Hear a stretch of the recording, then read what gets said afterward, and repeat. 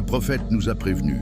Avant l'apparition du Dajjal et le retour de Jésus alayhi salam, un guide se lèvera pour rétablir la justice.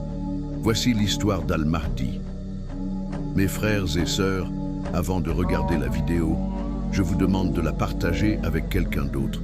Si une personne regarde cette vidéo grâce à ton partage, tu gagneras une hasana, qu'Allah te récompense pour cela.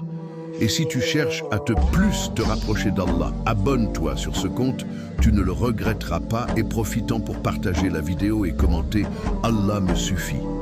Dans les derniers temps, alors que le monde sera plongé dans l'injustice, la corruption et les guerres, Allah enverra un homme pieux pour rétablir la justice et la vérité. Il s'appelle Al-Mahdi, le bien guidé. Le prophète a dit « Al-Mahdi est de ma descendance, de la lignée de Fatima », rapporté par Abu Daoud et Ibn Majah.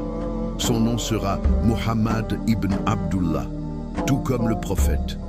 Il sera un homme humble, mais Allah le choisira pour une mission immense. Le prophète a dit « Al-Mahdi sera réformé en une nuit », rapporté par Ibn Majah. Il apparaîtra à une époque de guerre et de division. Les musulmans chercheront un chef et lui prêteront serment d'allégeance à la Mecque, entre la Kaaba et la Pierre Noire. Al-Mahdi unifiera les musulmans, rétablira la justice et combattra les ennemis d'Allah. Son règne durera 7 ou 9 ans. La terre deviendra prospère, la justice remplacera l'oppression et la richesse sera tellement abondante que plus personne ne voudra recevoir la zakat. Il mènera plusieurs batailles, dont la Grande Guerre, Al-Malhama contre les armées de l'Occident. Les musulmans sortiront victorieux, mais ensuite viendra le plus grand ennemi, le Dajjal, le faux Messie.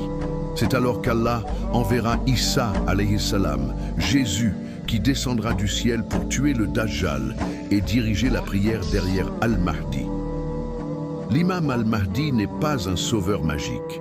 Il est un homme choisi par Allah pour rétablir la lumière du Tawhid et de la justice. Il ne prétendra pas être prophète, mais suivra la Sunna, unira les musulmans et préparera le terrain pour la venue de Isa alayhi salam.